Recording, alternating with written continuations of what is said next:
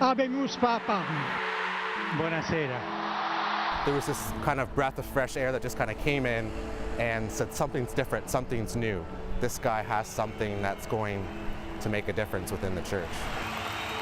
But there is a warmth about him, Devin, that is so undeniable. You're just drawn to him. I think it'll be fascinating to see and to experience the electricity between the Holy Father and the millions of people who are expected. Who am I to judge? Those 5 words, right, I don't think have ever been spoken by a pope. And they were shocking to people. Definitely, I can feel it. Now with Pope Francis, the masses are packed. Francis makes me want to be a good Catholic. He's the one that could change the world.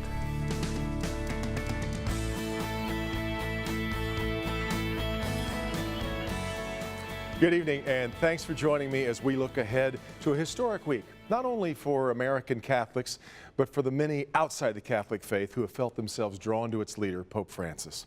When Cardinal Jorge Bergoglio became Pope, he was a relative unknown, and yet it was hard not to heap expectations on his shoulders, given the many firsts that his papacy has forged. The first Pope from the Western Hemisphere, the first Jesuit to be named Pope, the first to adopt the name Francis of St. Francis of Assisi. The 2.5 years that have followed have shown us that Francis is rather comfortable in the role of pioneer. Habemus Papam. There was delirium on St. Peter's Square that night in March of 2013. The conclave had come to a shockingly quick conclusion, and for the first time, someone from the Americas stood on the balcony to accept the mantle as the Vicar of Christ. Buonasera. He hit like a lightning bolt in the public's imagination, and whether he was washing the feet of Muslim prisoners in a Roman jail, taking a pass on living in the Apostolic Palace at the Vatican, or caressing the severely afflicted seeking his blessings, Pope Francis seemed to have us at hello. Even the men who elected him came to quickly see something extraordinary in the new Pope. When we stood up to do the creed, Cardinal Schönborn turns to me, and there's tears in his eyes, and he says to me, "Tim, this man speaks like Jesus." And I said to him, "Chris, I think that's the job description." And he's doing it, okay? And the world is saying, wow, we need this. By the time he uttered the now famous, "Who am I to judge?" he was well on his way to becoming, in very short order, one of the most quoted and influential voices in the world. His presence is especially potent on social media. Like many other world leaders, he tweets rather consistently. The difference is where those tweets go. Their echo through the digital canyons. Pope Francis has the most retweeted Twitter feed in the world, and little 140-character bursts of thought have been perfect for a pontiff trying to call the faithful to action. And that's what Pope Francis is really trying and inviting us to do. He's saying, go out of the church doors, meet people where they're at, and accompany them on the journey.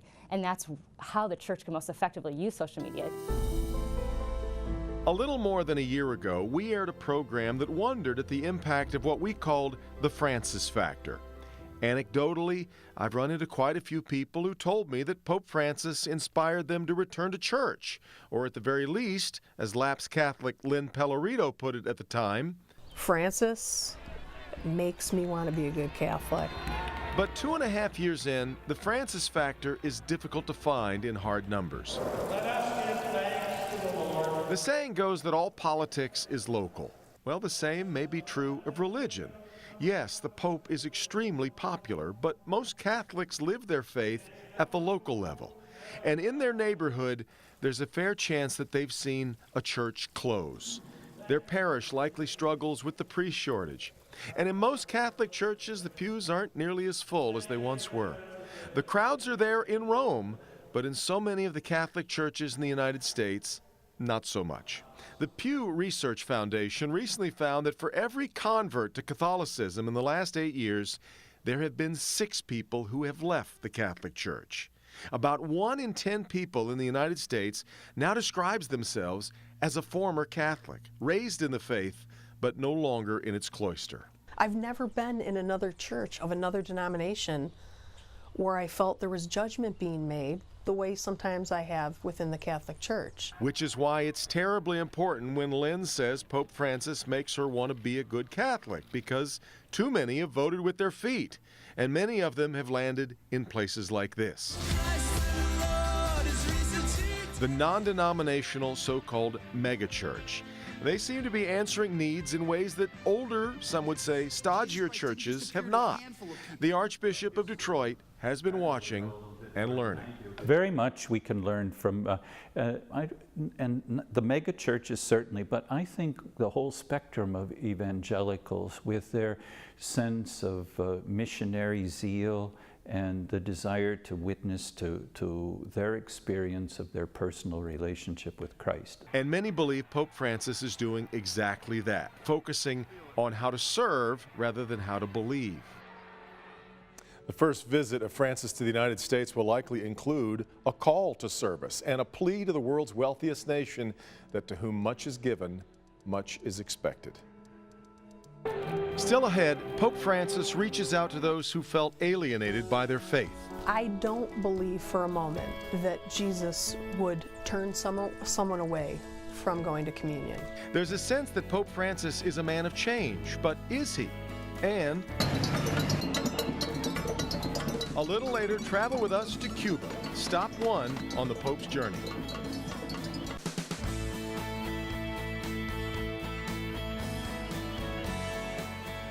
There is great debate among the conservatives and liberals within the Catholic Church over just what we have in Pope Francis. Those on the left see a reformer who's more interested in where people are living their lives than in church dogma. Those on the right note that, as James Carroll put it in the New Yorker this week, for all the hoopla about gays, divorce, women, and dogs going to heaven, he is not changing church doctrine.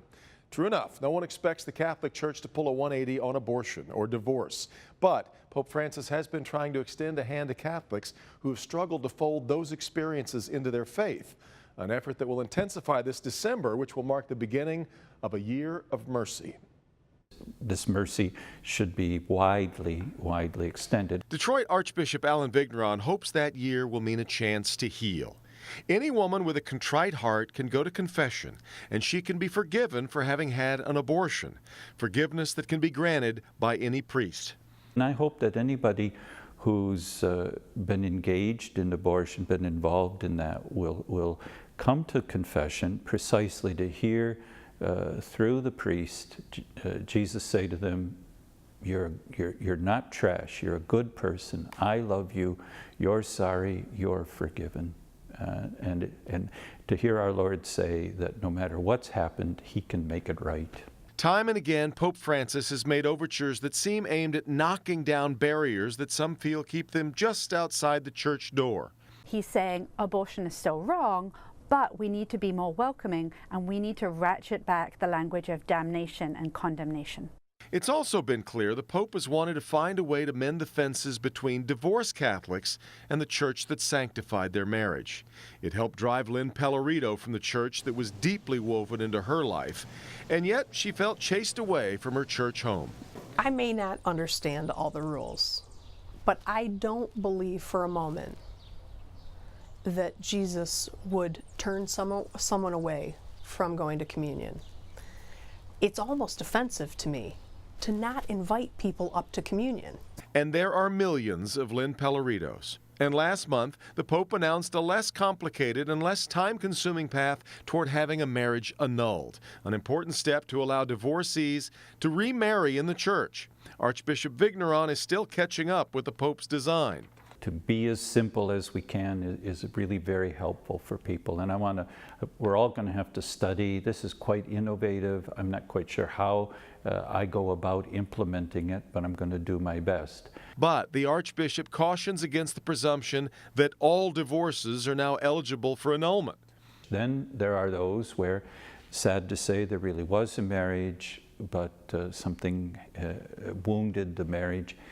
What we can do to help them be part of the life of the church while at the same time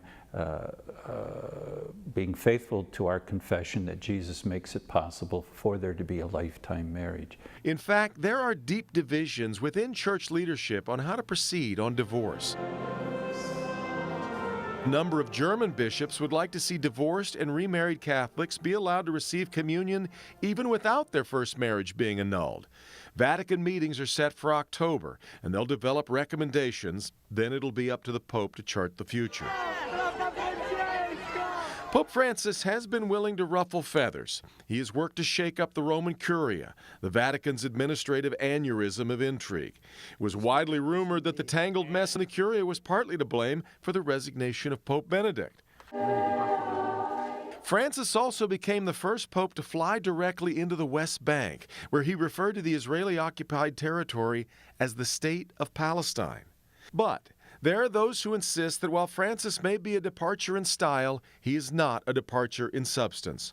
But if you actually read more widely in Pope Francis, you will find him, completely in line with John Paul, using the phrase culture of life. All of that, John Paul's another encyclical, 1995, Evangelium Vitae, the Gospel of Life. All of that is part of Francis's mindset. If you ask what is the theological mind of Pope Francis, it's deeply rooted in the teachings of the Church. There's no difference between him and his two predecessors. Dr. Eduardo Echeverria believes the image of Francis as a dramatic reformer is largely media-driven by those who desire liberal change in an institution where none is coming. I remember initially, people implying that somehow it's unprecedented for a pope to be kissing children and all that kind of stuff. It's just nonsense. A lot of people don't hear that, or they don't want to hear that, because they think they have expectations which are not going to be fulfilled. The Church is not going to change. Echeverria allows that there are stylistic differences with Pope Francis, which brought to mind a conversation I had with Cardinal Dolan of New York, who asked me to see that at the level of the papacy, style is substance. John the 23rd had a beautiful, he said, we got the deposit of faith, but how we pass it on, and the deposit of faith can't be altered, how we pass it on, how effectively, how colorfully we pass it on, that can change, and that we need to change. So we shouldn't downplay style, because it's very, very important. How you do something is sometimes more important than what you do. Well, he's hoping he can inspire a fresh look at the faith on the first stop of his trip as well, and that's in Cuba. Coming up, a Catholic conversation, what Francis means in today's church. And when we come back, we're off to Cuba. Just what does a communist nation do with a Latin American pope?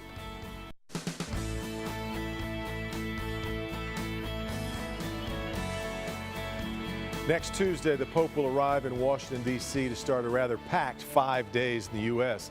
But his North American journey will actually begin just a few hours from now when he leaves Rome to head for Cuba. No coincidence that a Cuban stop was added. The United States and Cuba are again on speaking terms, and Pope Francis played a big role in bringing the bitter neighbors back together. A few weeks ago, I traveled to Havana to watch them prepare. Are they excited about the Pope's arrival? Yes and no. And everything in between, because like everything else in Cuba, it's complicated. 90 miles from the United States, just 90 miles. That's the distance from downtown Detroit to Lansing, and yet it is seemingly a world away. For a nation about the size of Tennessee, with a population of just about 11 million people, Cuba has long loomed much larger than that in the American imagination. From the Cold War showdowns of its Soviet surrogacy to the modern Miami, so shaped by those who fled Fidel Castro's regime, Cuba has never been just another neighbor. And years of an American embargo mean that a visit to Cuba is like stepping into a time machine.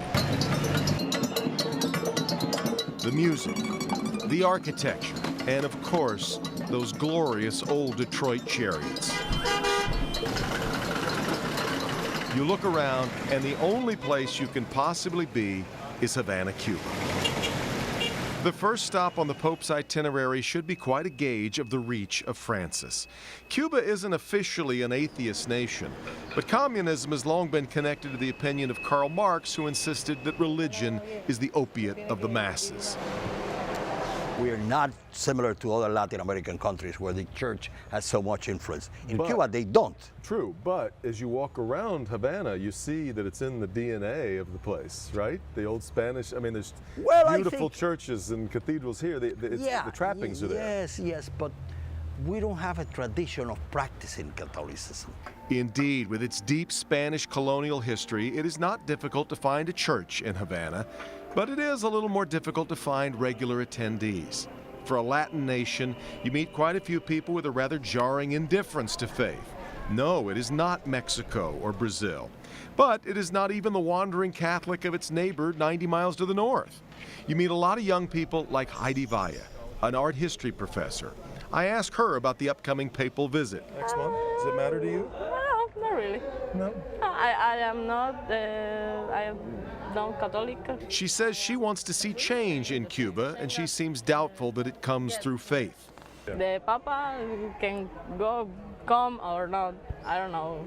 They are hard at work building the altar area here for the papal mass, and it says something that it's going to be held here on Revolution Square, the site of so many May Day celebrations and more than a few speeches by Fidel Castro. But as Havana was preparing for Francis, Julio, ¿cómo estás? Gracias, señor.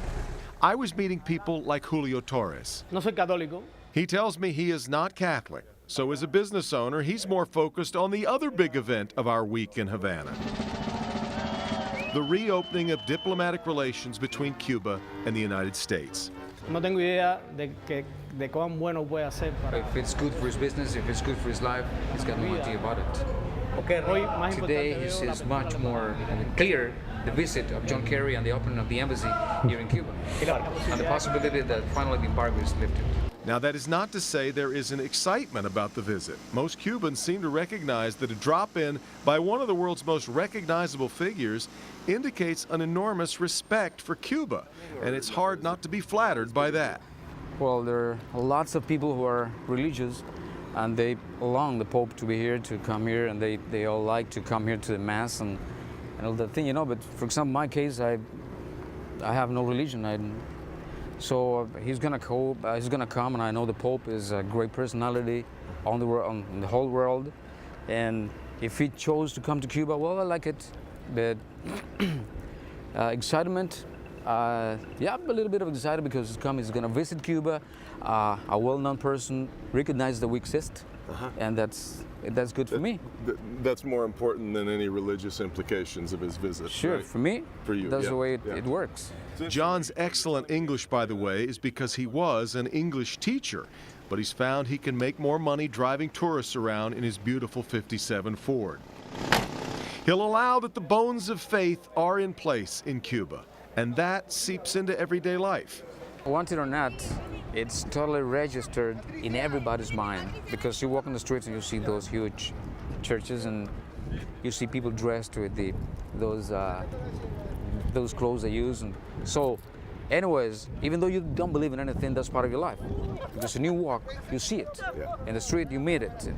Probably, normally you don't pay any attention to it, but it's here, it's in the mind, you know? This Pope is, I think, singularly beloved by everyone, even if you're not a papist, which I'm not. He had a lot to do with brokering the conditions for the two presidents to speak to each other, and I think that's an amazing thing.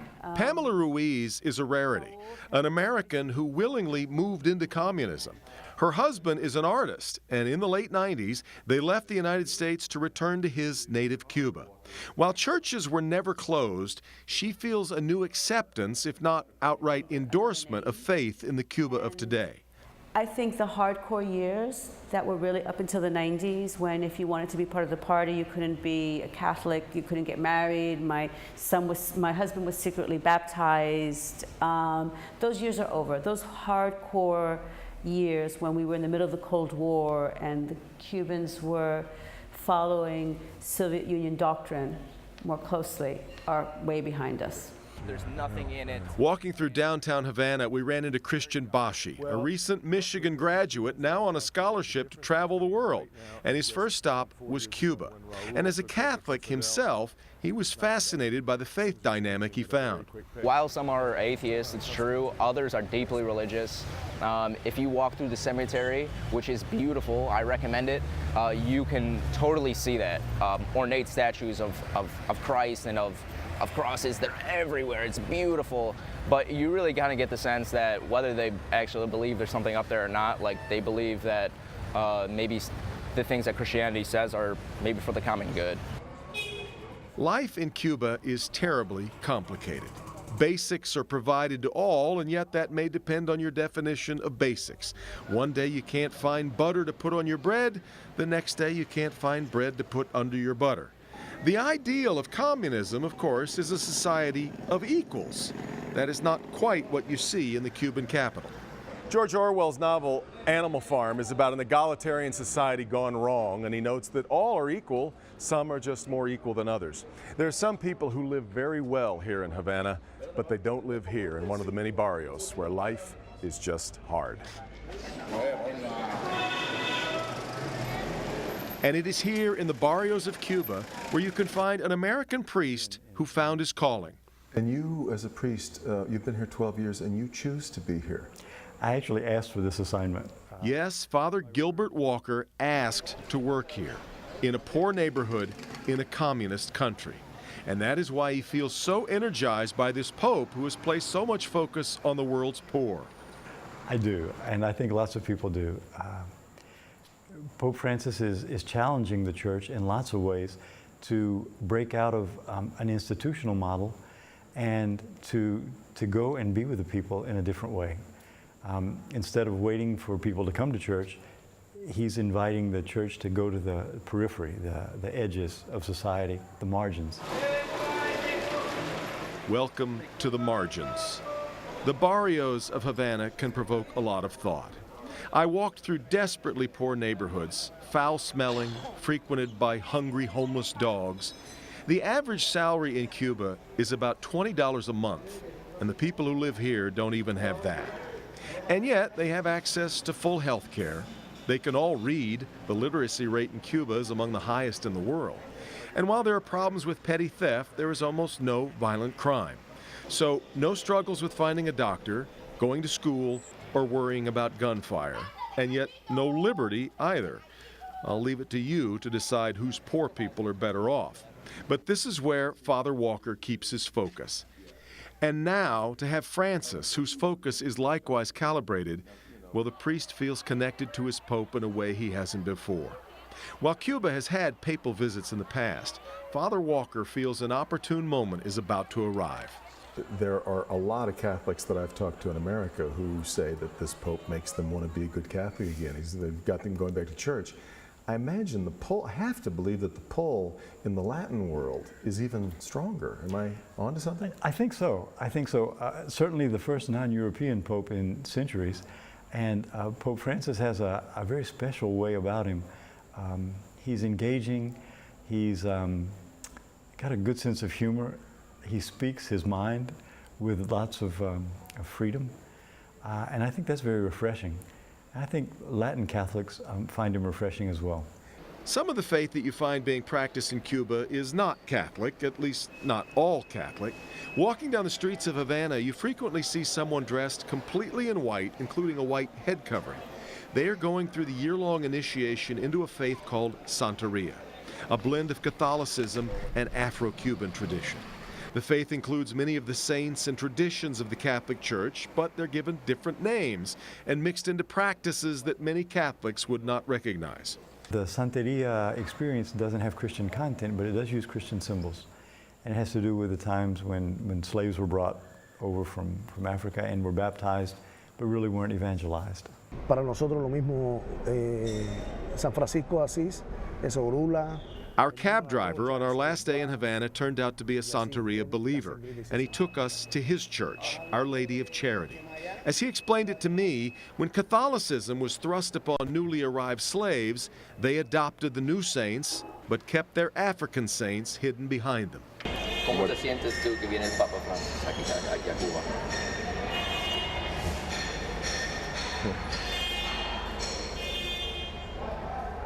Es que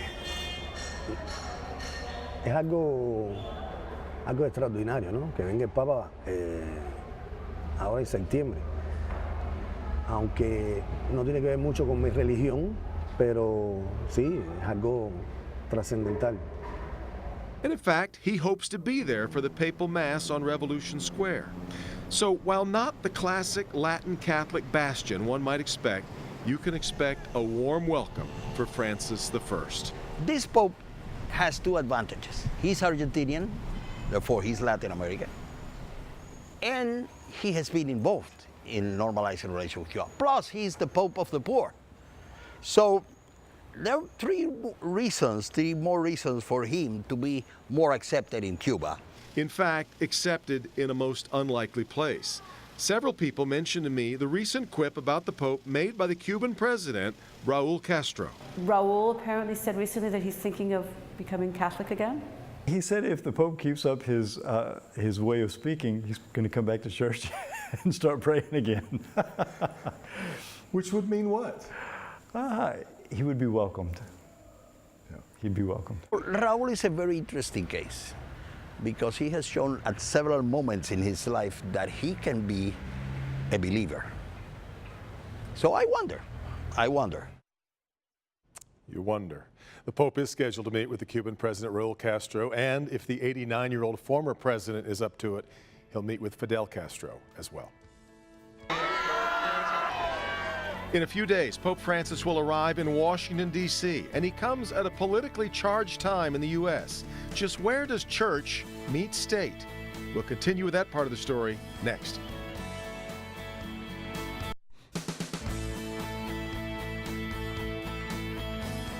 Cardinal Timothy Dolan said recently that he senses that Pope Francis is a little nervous about his trip to the United States, and why not? It's the first time he's ever come to the U.S., as Pope or otherwise.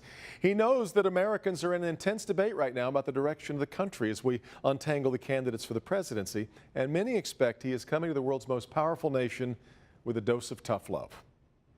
No kid should be priced out of a college education. Washington Democrats have control of the White House and the Senate. Dignitaries come and go through Washington and New York on a near hourly basis, but make no mistake, this papal visit carries extraordinary weight. Need proof? Presidents almost never meet foreign leaders who arrive at Andrews Air Force Base, but the White House has announced that when Pope Francis arrives at Andrews on Tuesday, President Obama will be there to greet him. That warm moment should not suggest that everyone is on the same page. We can expect the Pope will take the opportunity to speak his truth to power, which often means comforting the afflicted and afflicting the comfortable. In a joint session of Congress, which party has more to fear? Brian Porter-Sukes of the University of Michigan is ready to enjoy the show. Actually, I think that they should all be very nervous because he offers a worldview that really doesn't fit into American political categories. On the one hand, he is opposed to abortion. He is not going to overturn Catholic teachings on homosexuality, on birth control, on divorce. He's not going to change that. He's going to offer a softer message about that, but he's not going to change it. So he still lines up quite firmly with the conservative position in the United States on those, what we would call cultural issues. But before anyone on the other side gets too comfortable, his positions on social justice questions are far to the left of really anything that any major American politician is advocating right now. He is quite critical of capitalism as such.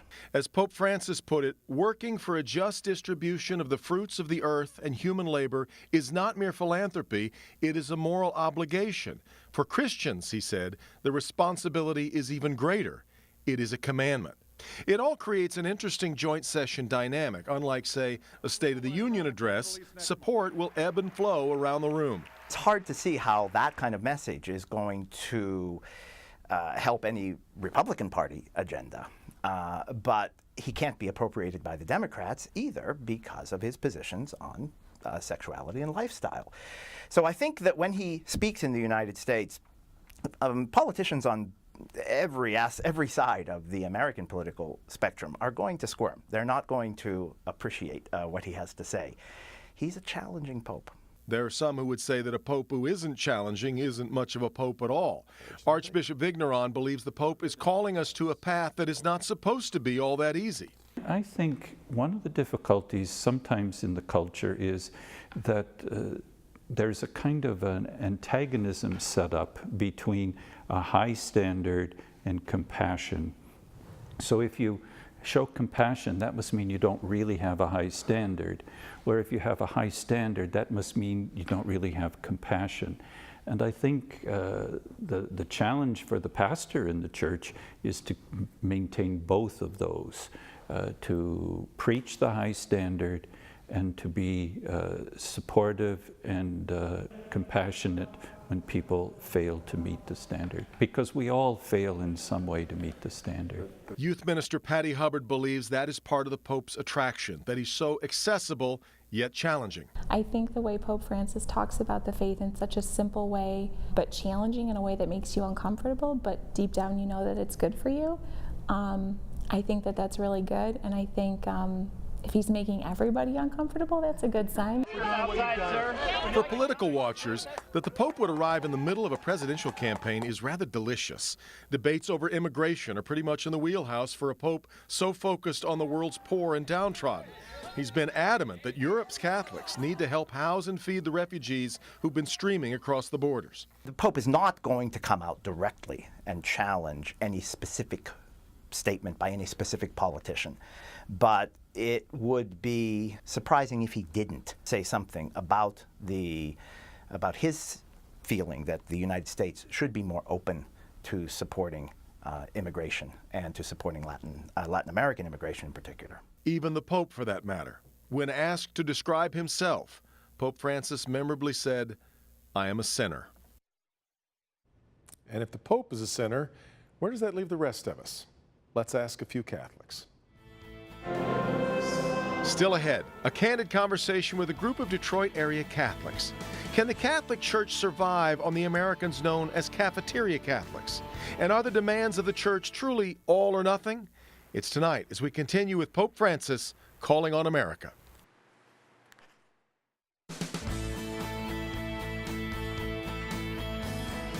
Groucho Marx famously remarked that he wouldn't want to belong to any club that would have him as a member. Well, notably, the Catholic Church kind of works in the opposite way. Many insist that they are members, even though they have no intention of adhering to the guidelines for membership. What to make of the modern American Catholic? Well, let's talk to a few. Very happy to have with me this terrific group. Clark Durant is here, well known as the founder of Cornerstone Schools in Detroit, a convert to Catholicism years ago. Now, Lonnie Miller is the Bridges to Hope coordinator for St. John Providence Health System, active in social justice, and also the president of the local St. Vincent de Paul chapter there. Rocky McCormick is the writer behind the Pitter Patter Diaries, which is a blog that encourages people to live their faith. And you came to Catholicism as a convert as well from Hinduism. And Stephen Henderson, the editorial page chief at the Detroit Free Press, a product of U of D Jesuit High School, and a Catholic who told me on Flashpoint last year that Pope Francis had him returning to church. Thank you all very much for being here. Clark, I want to start with you. It was interesting, you and I serendipitously happened to be there on St. Peter's Square the night of the conclave. It certainly was. But a central question here that I posed earlier in the program: how much of a change does Pope Francis really represent? Is he different, or is he just a different messenger for a lot of the same straight line that the Catholic Church wants to believe that it is? Like Jesus, he is a paradox. He brings profound change rooted in a constancy of love and hope. And that allows him to reach out in ways that are unusual, unexpected, but endearing. And that brings people to want to hear and to live differently. What are the changes that you see in him then? When you say change change just in style, or do you think he's going to change Well, the I think it's Catholic more Church? than style. I think it's more than style. The fact of the things that he has said, sometimes off the cuff, sometimes otherwise, whether it be about homosexuality, whether it be about the sanctity of marriage in different ways, the recent Laudate Se encyclical that everyone says is about climate change and the environment, but if you pour deeply into it, is about a rich understanding of human ecology in the development of the human person. So he brings a different way of trying to understand fundamentally core things about love. Now, Lonnie, it's interesting, when you look at polls of American Catholics, by and large, they want to see some pretty big changes in their church. They'd like to see women be allowed to be priests. They'd like to see priests be allowed to marry. Overwhelmingly, American Catholics tend to practice birth control, which is against Catholic teaching. Do you think that Pope Francis has those kinds of big changes in mind that American Catholics seem to want, or are they barking up the wrong tree for that? I think that Pope Francis, he's setting a standard, but it'll have to take place at the local level ultimately. So he's introducing some very good ideas and traditions, but I'm not certain that they'll actually be implemented. So I do like his style, but it has to take place at the local level. It's a really important point that somebody made to me at the Vatican a couple of years ago. Whatever happens in Rome is only as successful as the ability for Rome to convince the bishops that it's what needs to happen. Exactly. Yeah. And a lot of times in the Catholic Church, they expect for you to meet them there. And so you have to try to meet the people, and it doesn't always take place at the church, so we got a lot of work to do. Rocky, your thoughts on this idea that we do have a lot of people who identify as Catholic, and you said earlier the saying, once a Catholic, it doesn't matter what you do the rest, you're staying partly Catholic at least.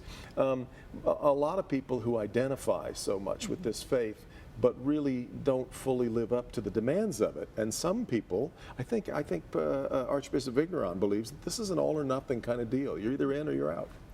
Yeah, and I think, honestly, Catholicism and Christianity, it's a hard road, especially in this culture. So much of what we teach in the Catholic Church is diametrically opposed to the way that people live, what you see in television, what's going on college campuses. But, you know, if you look back to the time of Christ, it was the same thing. We live a radical life.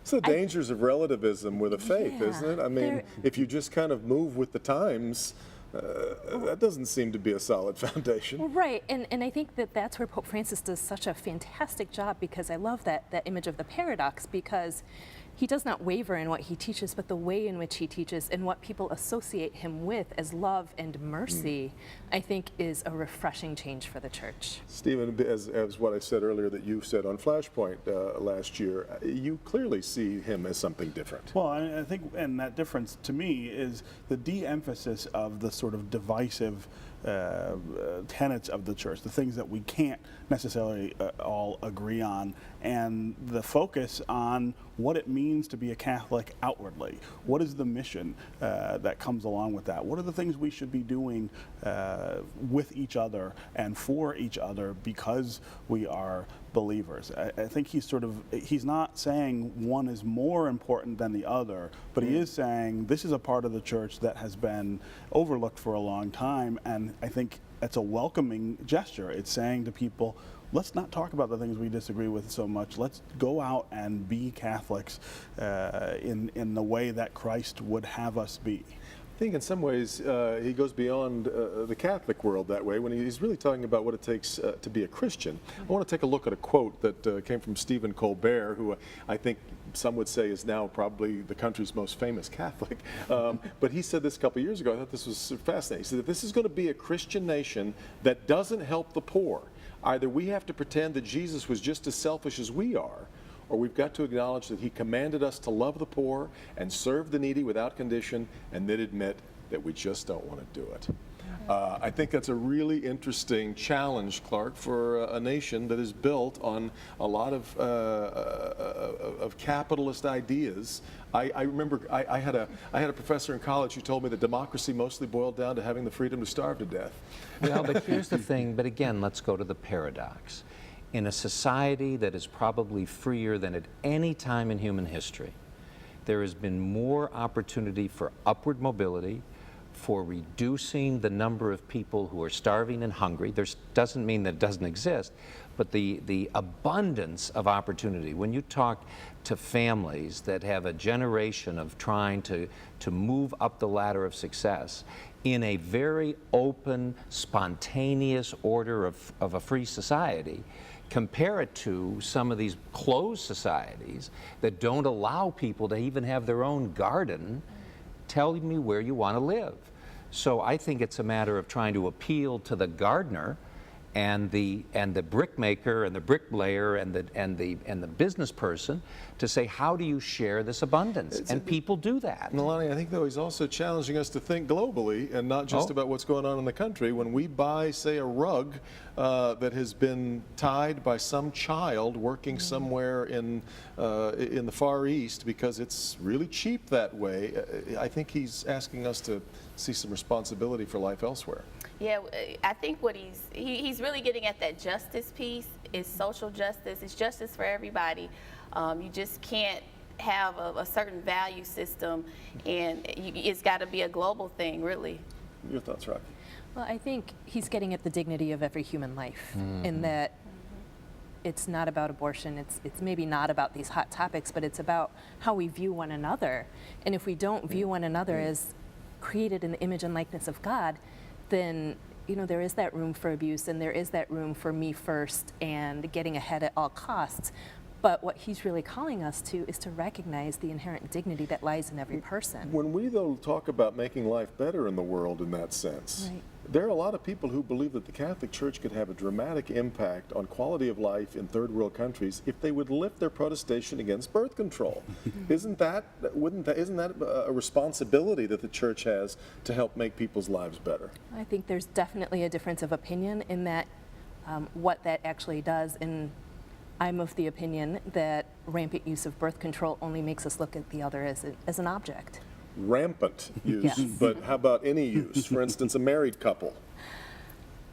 I think it's an impediment in the relationship. I do. You believe exactly as the Church teaches. I do. Stephen, your thought? Well, I mean, and I think this comes out very much out of the Jesuit tradition that he comes out of, which is this your idea, tradition, which is I should also note. the tradition that attracted me to Catholicism, is that idea that we are to serve, we are supposed to be serving other people, not because they are Catholics or not, but because we are. There's a famous quote, people asked Mother Teresa why she was in Calcutta, where people were not Catholic. She said, I'm here because of who I am and what I believe, and the service that I'm doing is in that tradition. I think that's what he's trying to emphasize, and saying, look, birth control, abortion, all these other things are important, but this is this is how we show the world who we are. But take Mother Teresa, because I sat in the auditorium at the Washington Hilton when she stood in front of President Clinton and Mrs. Clinton and all of the members of the cabinet with 3,500 people from around the world. She put her hands out like this and said, America, if you will not have these children from the wombs of these mothers, give them unto me. And there wasn't a person in that room who didn't believe that that side of her was as rich and as important as going and bringing love to the poorest of the poor. Yeah. Well, and I think the beauty with both Mother Teresa and Pope Francis is that you really do see that genuine love, the love for the soul. And I feel like Pope Francis is trying to move us from the thou shalt nots of the commandments to the blessed are yous of the Beatitudes, to pull out what's blessed among us.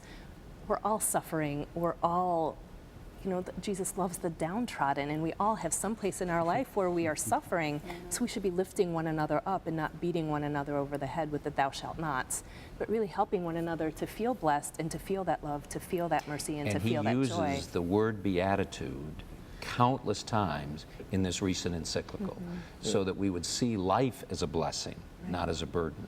Nalani, do you want to see any big changes in the Church? Yes, definitely. Because Such as? I just think if Go, the girl. Church could be more open, that we would have more people. I mean, not to give up any of our values or traditions or anything like that. Sacraments are great, but at a certain point, you really do have to meet the people who are there. You can't expect that they're going to walk into church and be able to perform as you think they should. It's an interesting conundrum because we have watched the Episcopal Church change a lot of its practices, women bishops, gay marriage, and yet they've continued to lose members. So fascinating conversation. Thank you all very much. I really appreciate your candor and thoughtfulness on it. Metro Detroiters, by the way, are among those making the pilgrimage to the Pope next week when we come back from the famous Detroiter performing for Pope Francis to the families traveling to see him. A look at the preparations for this historic visit and how Detroit will be represented next week. We'll be right back. Lord, the change.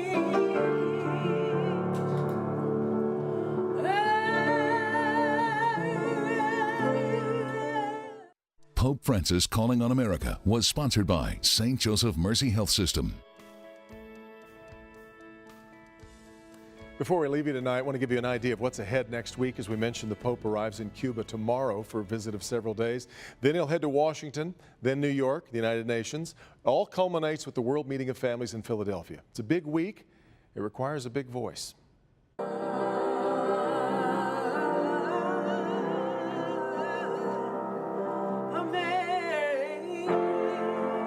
Aretha Franklin will sing at that Mass. She's performed on the world's biggest stages, and she's done plenty of meet and greets, but this one is special. I am thrilled. I'm elated, very excited. I know that there's going to be at least 1.2 million people there, 2 nights in a row. And the bottom line would be the meeting with the pontiff. Yes, more than 1 million people expected in the city of brotherly love, and Aretha will be just one of many coming from Southeast Michigan. The Zarco family of Farmington Hills is eager to make the trip too. Renee Zarco believes they're together as a family thanks to the church. He and his wife Ryoko were struggling until going through the Marriage Encounter program offered by the Catholic Church.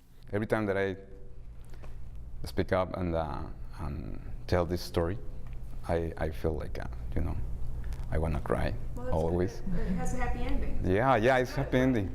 Renee was raised Catholic in his native Mexico, which was not the upbringing of Ryoko in Japan.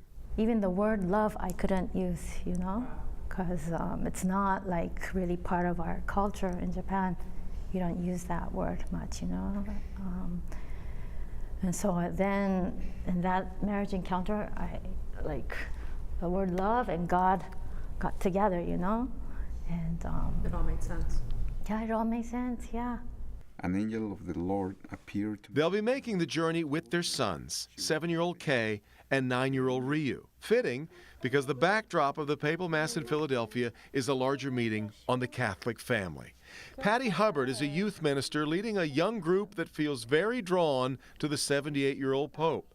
Patty says they feel a connection. People really want real relationships, and I think just his down-to-earthness, his smile, his grandfatherly loving heart is just people who want more relationships or need that or want that advice. They are just drawn to him. He's the one that could change the world. Yeah, for so many reasons, there's a lot to watch next week, and we will be with the Pope as his American visit gets underway. I will be in Washington next week. The Pope will be meeting with President Obama. He will also be speaking with a joint session of Congress. There will also be a canonization that takes place in Washington. And our Rhonda Walker will be in Philadelphia as the Pope celebrates that Mass next weekend, along with, as we mentioned, quite a few Michiganders. So we certainly hope that you'll make sure that you're with us as the Pope calls on America next week here on Local 4. I want to thank you for being with us tonight, and again, my very sincere thanks to my panel of Catholics for their sincerity and their candor on what are, of course, very, very personal matters. I'm Devin Skillion. Thank you for being with us tonight, and we will see you later on this evening for Local 4 News at 11.